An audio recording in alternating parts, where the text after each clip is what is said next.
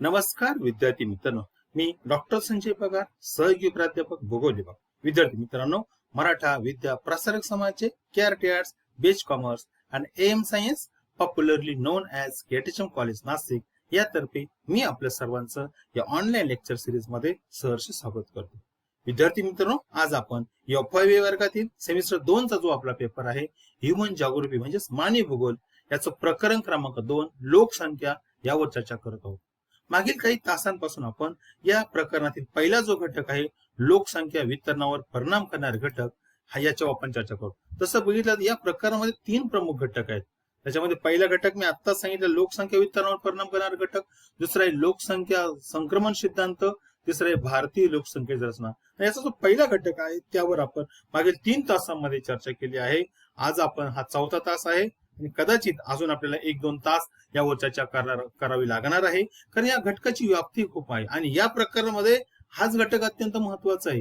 परीक्षेच्या दृष्टिकोनातून सुद्धा हा घटक अत्यंत महत्वाचा आहे. म्हणून आज आपण लोकसंख्या वितरणावर परिणाम करणारे जे घटक आहे, सामाजिक घटक, यावर चर्चा करणार आहोत. विद्यार्थी मित्रांनो, आपल्याला माहिती आहे की कोणत्याही प्रदेशामधील लोकसंख्या वाढ ही त्या ठिकाणी असलेल्या समाजाच्या रचनेवर अवलंबून असते. त्या समाजाची त्या ठिकाणी दृष्टिकोन काय आहे, त्या समाजामध्ये अंधश्रद्धा, रूढी, परंपरा, त्या ठिकाणच्या कुटुंबाचा आकार, तिथली साक्षरता, या सर्व गोष्टीचा एकंदरीत परिणाम त्या ठिकाणच्या लोकसंख्येच्या वाढीवर होत असतो. आपल्याला माहिती आहे, एखाद्या प्रदेशामध्ये लोकसंख्या वाढली त्या ठिकाणची लोकसंख्या वितरणावर परिणाम होतो. त्या ठिकाणच्या लोकांची घनता बदलते.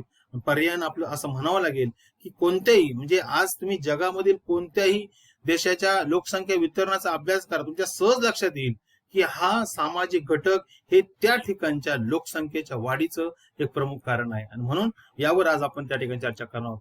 बघा, फक्त विकसित देशात नाही, विकसनशील किंवा अविकसित कोणत्याही देशामध्ये बघा तुम्ही लोकसंख्या वाढीचा कल बघा, लोकसंख्या वाढीची व्याप्ती बघा, त्याच्यामध्ये तुमच्या सहज लक्षात येईल की सामाजिक घटकाची पार्श्वभूमी त्याला अत्यंत महत्वपूर्ण ठरत असते.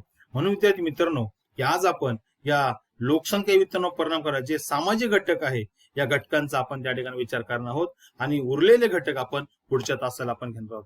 विद्यार्थी मित्रांनो, आपल्याला माहिती आहे की सामाजिक घटकामध्ये एकंदरीत 5 घटक येतात.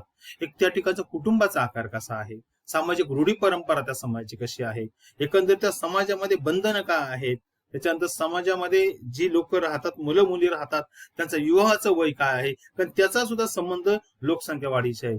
आणि सर्वात महत्वाचं, त्या ठिकाणच्या समाजामध्ये असलेली साक्षरता, वैज्ञानिक दृष्टिकोन, त्या समाजामध्ये असलेले एकंदरीत त्याची समाजाची प्रगती, ह्या सर्व घटकांचा परिणाम समाजावर होत असतो आणि म्हणून त्या ठिकाणची लोकसंख्या ही कमी जास्त होत असते. पहिला घटक आपण बघूया की कशा प्रकारे कुटुंबाचा आकार हा घटक त्या ठिकाणच्या लोकसंख्येच्या वितरणावर लोकसंख्या वाढीवर परिणाम करत असतो. हे बघा विद्यार्थी मित्रांनो, की आपल्याकडे सुद्धा किंवा अनेक देशामध्ये असं मानलं जायचं की जितका कुटुंबाचा आकार मोठा ना, तितकं ते कुटुंब श्रीमंत मानलं जायचं, गौरवशाली मानलं जातं. आणि म्हणून त्यामुळे त्या समाजामध्ये अनेक लोक आपल्या कुटुंबाचा आकार मोठा कसा राहील यासाठी विचार करा. आणि त्याच्यामुळे काय व्हायचं, कोणत्याही प्रकारचं कुटुंब नियोजन न करता या ठिकाणी जे लोक आहे ते त्या ठिकाणी अधिक अपत्य होण्याकडे त्यांचा कल असायचा. कदाचित तुम्हाला माहिती असेल, 4-5 नव्हे तर 8-8, 9-9, 10-10 मुलं झाल्याची उदाहरणं आपल्या भारतामध्ये आहे किंवा आफ्रिकन देशामध्ये सुद्धा आहेत. त्याच्यामध्ये एक विचारसरणी होती की त्या लोकांमनामध्ये समज होता की आपलं कुटुंब जितकं मोठं असेल तितकं आपल्याला समाजामध्ये प्रतिष्ठा असेल. हे तसं चुकीचं होतं, पण तरी त्या काळामध्ये समाजामध्ये ही एक विचारसरणी होती. आणि याच्यामुळे काय होतं की त्यामुळे त्या लोकांच्या इच्छेमुळं, या अशा दृष्टिकोनामुळं त्या ठिकाणी प्रत्येक कुटुंबाचा आकार वाढत होता. आजही ग्रामीण भागामध्ये ही स्थिती आहे विद्यार्थी मित्रांनो. आजही तुम्ही ट्रायबल एरियामध्ये गेला तिथं सुद्धा ही स्थिती आहे. पर्यायानं कुटुंबाचा आकार वाढला की त्या ठिकाणी एकंदरीत समाजाची लोकसंख्या वाढते, परिणामी तिथलं वितरण बदलतं. म्हणून हा अत्यंत महत्वाचा घटक आहे. आशिया आणि आफ्रिका देशातील अनेक देशांमध्ये विद्यार्थी मित्रांनो याच कारणामुळं, लोकांच्या याच वृत्तीमुळं लोकसंख्या वाढत आहे आणि त्याचा परिणाम त्या ठिकाणच्या वितरणावर होत असते. तसं बघितलं तुम्ही बघा, आफ्रिकन देशाची तुलना किंवा आशियन देशाची तुलना जेव्हा आपण युरोपियन देशाची करतो त्याच्या उलट असतं. किंवा उत्तर अमेरिकेतील काही देश आहे, युरोप खंडातील काही देश आहे, या देशामध्ये विद्यार्थी मित्रांनो कुटुंबाचा आकार हा कमी ठेवला जातो. एक किंवा दोनच अपत्य त्या घरामध्ये असतात. आणि त्याची तुलना ज्या वेळेला आपण आशियन किंवा आफ्रिकन देशामध्ये करतो त्यावेळेला कितीतरी पटीनं आपल्या कुटुंबाचा आकार मोठा असतो. म्हणून हे अत्यंत महत्वाचं कारण आहे. जितका कुटुंबाचा आकार मोठा त्यामुळे पर्यायाने समाजामध्ये लोकसंख्या वाढते आणि त्या ठिकाणी लोकसंख्या केंद्रित लोकसंख्या वाढते, वितरण बदलतं, लोकसंख्येचं वितरण बदलतं. आणि म्हणून हा अत्यंत महत्वाचा घटक आहे की एखाद्या प्रदेशामध्ये असलेले समाज आणि त्या समाजातील कुटुंब यामध्ये असलेल्या अपत्यांची संख्या किती आहे, एकंदरीत सदस्यांची संख्या किती आहे, यावर विद्यार्थी मित्रांनो त्या ठिकाणच्या लोकसंख्येचं वितरण अवलंबून असतं. पुन्हा पहिला घटक झाला. दुसरा घटक सुद्धा खूप महत्वाचा आहे. जो समाज आहे त्या समाजामध्ये रूढी आणि परंपरा हे महत्वाचं आहे. कारण बघा विद्यार्थी मित्रांनो, त्या समाजामध्ये जशी विचारसरणी असते ना तशा प्रकारचं त्या ठिकाणी एकंदरीत समाजाची जडणघडण होत असते. आणि काही देशामध्ये आजही तुम्ही मला सांगतो की अंधश्रद्धा खूप आहेत आणि अंधश्रद्धेचा परिणाम विद्यार्थी मित्रांनो त्या ठिकाणच्या कुटुंबाच्या आकारावर सुद्धा होत असतो. आपल्याकडे असं मानलं जातं किंवा आजही आहेत. ग्रामीण भागामध्ये विशेषतः मी म्हणेल अलीकडच्या काळामध्ये थोडीशी विचारसरणी शिक्षणाच्या प्रसारामध्ये बदलली आहे, पण अजूनही ग्रामीण भागामध्ये ट्रायबल भागामध्ये आजही काही रूढी परंपरा आहेत. लोकांच्या मनामध्ये अशी चुकीची भावना आहेत की असं मानलं जातं की ज्या कुटुंबामध्ये 4-5 मुली असल्या तर त्या ठिकाणी मुलगा पाहिजे, वारस पाहिजे, आपल्या समाजाला वारस पाहिजे. त्याच्यामुळे काय होतं, पहिली मुलगी झाली, दुसरी मुलगी झाली तरी कुटुंब नियोजन केलं जात नाही, मुलगा होण्याची वाट पाहिली जाते. या पर्यायानं 5-6 कधी कधी 7-7 मुली होतात, त्याच्यानंतर मुलगा होतो आणि तोपर्यंत संख्याही वाढत जाते, लोकसंख्या वाढते. हे बघा आजही त्या ठिकाणी. आणि मग मुलगा का पाहिजे, मुलगा हा आपल्या वंशाचा दिवा पाहिजे. नंतर एखाद्या नंतर मेल्यानंतर त्याला अग्निडाग द्यायला मुलगा पाहिजे. बालविवाहामुळे सुद्धा बालविवाहासारख्या रूढी परंपरा आजही ग्रामीण भागामध्ये आहे. वयाच्या 13-14 वर्षी सुद्धा लग्न होतात. म्हणजे अशा प्रकारे ही जी मानसिकता, ही जी रूढी परंपरा आहेत समाजामध्ये ही बदलत नाही आणि त्याच्यामुळे काय होतं विद्यार्थी मित्रांनो, लोकसंख्या वाढते. विशेषतः मी या सांगेल की आशिया आफ्रिका देशामध्ये आजही ग्रामीण भागामध्ये फक्त रूढी आणि परंपरेचा पगडा असल्यामुळं त्या ठिकाणी लोकसंख्या वाढत आहे. थोडासा अलीकडच्या काळामध्ये शहरी भागामध्ये याचा म्हणजे याची तीव्रता कमी झालेली आहे, परंतु मला वाटतं ही पूर्णपणे भारतातील किंवा आशिया देशातील किंवा आफ्रिकन देशातील संपूर्ण मानसिकता ज्यावेळी समाजाची बदलेल त्यावेळेला मला वाटतं लोकसंख्या नियंत्रण होऊ शकेल. पण नाही, अलीकडच्या काळामध्ये जर तुम्ही बघितलं आजही ही रूढी परंपराचा पगडा त्या ठिकाणी आहे आणि याच्यामुळे काय होतं, त्या ठिकाणी लोकसंख्या वाढते. जागतिक वितरणामध्ये विद्यार्थी हे महत्वाचं आहे. जिथं लोकसंख्या वाढेल त्या ठिकाणी लोकांचं साहजिकच त्या ठिकाणी दाट लोकसंख्येचा प्रदेश तयार होऊ शकेल. त्या ठिकाणी इतर तुलना जर केली इतर प्रदेशाची तर नक्कीच त्या ठिकाणी सामाजिक कारणामुळे लोकसंख्या वाढते, त्याचा परिणाम त्या ठिकाणच्या वितरणावर होतो. हे महत्वाचं आहे. आजही मी तुम्हाला सांगतो की मुलगी म्हणजे परक्याचं धन समजलं जातं आणि त्याच्यामुळं मुलगा झालाच पाहिजे आणि त्यासाठी अनेक प्रकारचे त्या ठिकाणी म्हणजे कुटुंब नियोजन तर केलं जात नाही, परंतु मला वाटतं बऱ्याच प्रमाणामध्ये आपल्याला मुलगा झाला पाहिजे. आशेपोटी किती मुली झाल्या तरी कुटुंब नियोजन केलं जात नाही आणि पर्यायानं या अशा प्रकारच्या म्हणजे अनिष्ट रूढी परंपरेमुळं विचारसरणीमुळं लोकसंख्या वाढते आणि त्याचा परिणाम त्या ठिकाणच्या जागतिक लोकसंख्या वितरण होत असतं. हे लक्षात ठेवा. आणखी एक पुढचा घटक आहे सामाजिक बंधने, अज्ञान व अंधश्रद्धा. बघा विद्यार्थी मित्रांनो, मी आता सांगितलं की बऱ्याच याच्यामध्ये अशी बंधन आहेत. म्हणजे मी तुम्हाला सांगतो की काही समाजामध्ये आपल्याला कोणत्याही समाजाचं नाव घ्यायचं नाही, परंतु तिथं असं आहे की लग्न झालं म्हणजे अपत्य झालंच पाहिजे, मुलाला जन्म दिलाच पाहिजे, अशा प्रकारची प्रथा आहे. आता मला वाटतं अलीकडच्या काळामध्ये तुम्ही विकसित देशाचा जर अभ्यास केला तर किंवा जपानमध्ये बघा बऱ्याच वेळेला त्या ठिकाणी की अपत्य होऊ देत नाही त्या ठिकाणी आणि त्याच्यामुळे दत्तक घेतले जातात. त्यामुळे दोघंही नवरा बायको कामधंद्यामध्ये सतत बिझी असतात त्या ठिकाणी. मग अशा वेळेला अपत्य निर्मितीकडे दुर्लक्ष होतं. पण बघा ही विकसित देशामध्ये, काही देशांमध्ये ही मानसिकता आहे. इकडे मात्र अलीकडच्या काळामध्ये जरी बदलली तर इतकासा बदल ग्रामीण भागामध्ये झाला नाही. बंधन आहेत की समाजामध्ये, ग्रामीण भागामध्ये विशेषतः मी सांगेन की आजही म्हातारे जे घरामध्ये जे वयोवृद्ध आहे त्यांची मानसिकता तेव्हाची आहे. त्या काळामध्ये ठीक होतं, पण अलीकडच्या काळामध्ये वाढत्या लोकसंख्येमुळे, साधन संपत्तीच्या तुटवड्यामुळे आणि राहणीमानचा दर्जा उंचावल्यामुळे काय होतं, या गरजा पूर्ण करणं, त्याचा मेळ घालणं आता सहज शक्य होत नाही. परंतु दुर्दैवाने असं म्हणावं लागेल की अशा सामाजिक बंधनामुळे आजही लोकसंख्या ग्रामीण भागामध्ये वाढत आहे. हे खूप महत्वाचं आहे. अज्ञान असेल, अंधश्रद्धा असेल, याचाही म्हणजे आजही मी तुम्हाला सांगतो काही समाजामध्ये कुटुंब नियोजन करणं हे पाप मानलं जातं, चुकीचं मानलं जातं. की त्यांना असं वाटतं की मुलं ही ईश्वराची देणगी आहे आणि मग आपण त्याचं त्या ठिकाणी नाकारणं त्या ठिकाणी पाप आहे असं मानलं जातं. आणि त्याच्यामुळे काय होतं, या अशा रूढी परंपरेमुळे विद्यार्थी मित्रांनो त्या ठिकाणच्या समाजामध्ये अपत्य संख्या वाढते, लोकसंख्या वाढते आणि त्याचा परिणाम त्या ठिकाणच्या रूढी त्या ठिकाणच्या वितरणावर होत असतो. मी आता सांगितलं की अंधश्रद्धा ही खूप महत्वाचं आहे. म्हणजे अजून एक कारण मी तुम्हाला सांगतो की आपल्याकडे पुरुष प्रधान संस्कृती आहे. या पुरुष प्रधान संस्कृतीचा सुद्धा विद्यार्थी मित्रांनो प्रत्यक्ष अप्रत्यक्ष परिणाम त्या ठिकाणच्या लोकसंख्या वाढीवर होत असतो. मी तुम्हाला एक उदाहरण सांगतो. आजही बघा विशेषतः अनेक ठिकाणी की स्त्रियांना विशेषतः मी सांगेल की स्त्रियांना आजही ग्रामीण भागामध्ये ट्रायबल भागामध्ये स्वतःच्या मताचा त्या ठिकाणी व्यक्त करण्याचा अधिकार नाही. जर तसं त्यांनी केलं तर मला वाटतं त्या समाजातील वयोवृद्ध किंवा आजोबाचे नातलग त्याला बोलतात, निगेटिव्ह दृष्टिकोनातून बोलतात.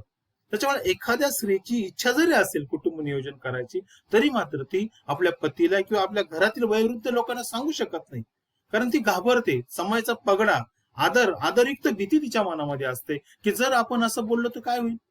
मग याच्यामुळे काय होतं की पुरुष प्रधान संस्कृतीमुळे त्या ठिकाणी स्त्रियांच्या म्हणजे मताला किंवा त्या विचाराला त्या ठिकाणी दुय्यम स्थान दिलं जातं. परिणामी अशा भागामध्ये अशा विचारसरणीमुळे कुटुंब नियोजन केलं जात नाही आणि त्याचा परिणाम सुद्धा कुटुंबाचा आकार वाढतो, अपत्यांची संख्या वाढते, पर्यायाने त्याची लोकसंख्या वाढते. म्हणजे म्हणून हा एक सुद्धा महत्वाचा घटक आहे की समाजामध्ये बंधनं आजही आपण म्हणजे चांगल्या गोष्टी असेल तर मानायला काय हरकत नाही, परंतु अनिष्ट प्रती असेल किंवा त्या कालबाह्य प्रथा असेल तर त्या टाळणं गरजेचं आहे. परंतु दुर्दैवानं मात्र असे बंधनं, सामाजिक बंधनं, अज्ञान, अंधश्रद्धा, जुनी विचारसरणी याचा प्रत्यक्ष व अप्रत्यक्ष परिणाम विद्यार्थी मित्रांनो त्या ठिकाणच्या लोकसंख्या वाढीवर होतो, जागतिक वितरणावर होतो. म्हणून हे सुद्धा महत्वाचं आहे. विवाहाचं वय हे सुद्धा खूप महत्वाचं आहे. विद्यार्थी मित्रांनो आजही कायद्यानं आपल्याला विवाहाचं वय ठरवून दिलेलं आहे. म्हणजे भारताचा विचार केला तर मुलींसाठी 18 वय पूर्ण करणं गरजेचं आहे, मुलांसाठी 21 वय पूर्ण करणं गरजेचं आहे. मग जपान किंवा चीन मध्ये तर मला वाटतं वयाची 8 तर आणखी त्या ठिकाणी व्यापक आहे.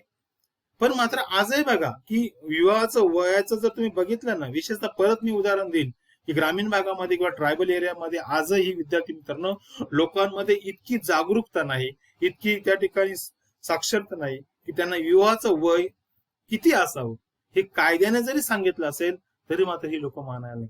आजही बालविवाह होत आहे. बघा तुम्ही ग्रामीण भागात आजही 2 ते 3% बालविवाह होत आहे. आणि मग याच्यामुळे काय होतं, जितकं विवाह लवकर होईल ना विद्यार्थी मित्रांनो तितकी त्या ठिकाणी आपत्ती निर्मिती जास्त होते, कारण आपत्ती निर्मितीचा कालावधी जास्त मिळतो. आणि त्याच्यामुळे काय होतं की यामुळं त्या जोडप्याला होणाऱ्या मुलांची संख्या वाढते.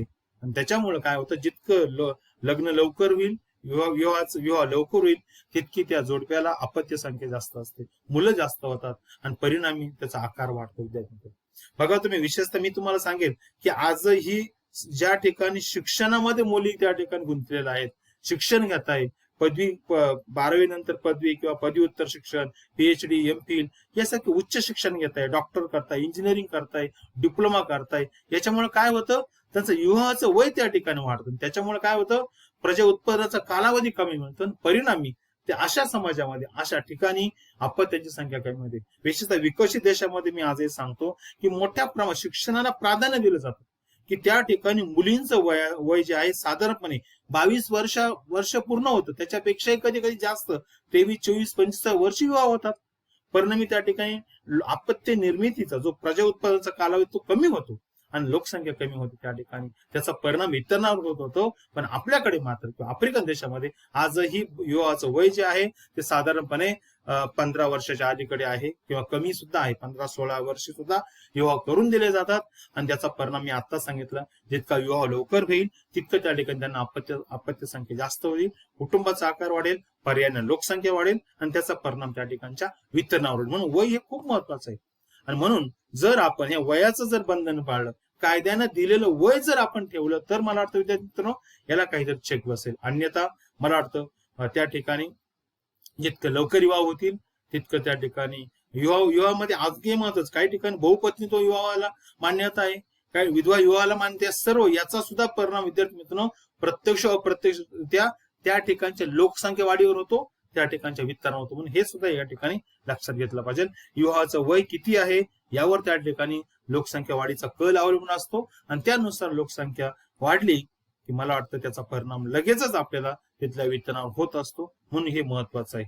या ठिकाणी आणखी एक मी तुम्हाला सांगेन की विकसित देशामध्ये किंवा बऱ्याच प्रमाणामध्ये युरोपियन देशामध्ये, उत्तर अमेरिकन देशामध्ये विवाहाचं वय आजही विद्यार्थी मित्रांनो 20-21 वयापेक्षा जास्त आहे. आणि त्याच्यामुळे सर्वात महत्वाचं, जितका विवाह उशिरा होईल ना तितका कुटुंबाचा आकार लहान असतो. म्हणून हा विवाहाचं वय किती आहे एखाद्या समाजामध्ये त्याचा परिणाम त्या ठिकाणच्या लोकसंख्या वाढीवर होत असतो आणि त्या ठिकाणचे वितरण होत असतो, हे लक्षात ठेवा.